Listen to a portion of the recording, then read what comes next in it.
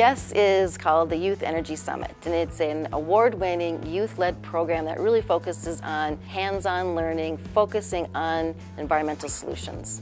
What students will do is, once they start in the program, is we have them do an evaluation of what are some needs in their community or in their school that they could find. A lot of the projects that we come up with are things that the community has actually asked us to do. And so we contacted our local waste management, and they told us that we could actually put our milk cartons right into the regular recycling bin. I chose to do the oil station because my dad runs a trucking company and he worked really closely with Eastside Oil and started putting these sites everywhere, so I thought that would be a really good project for Royalton. Souls for Souls is a shoe drive, and so you can bring in old shoes, new shoes. That can be anything from your old boots to sandals to regular tennis shoes. A couple of years ago we got these recycling bins that look like big pop bottles. They're about eye level, and they say recycling on it, put your bottles in there, plastics.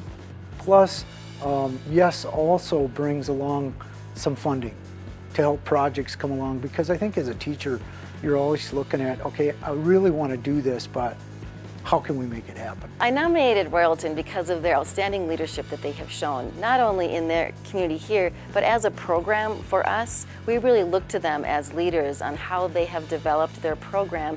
I think the benefits of a school having a YES program are the opportunities that it provides students to experience learning outside of a traditional classroom, to get their hands on real-world problems. The value that NJPA sees in a program like YES is the application that learners now have to the real world. Our entire town now is I think they're very involved, and without them there's no way we could do anything that we do. I like how it builds habits, because I think if they start recycling here at school, those skills develop and they are able to do it for life. That would be our hope, is that this program could expand into more schools and more communities with students as the leaders in these initiatives. We as teachers always try and get the message to students that, hey, the way you're going to feel most complete in life isn't when you're getting something, it's when you're giving.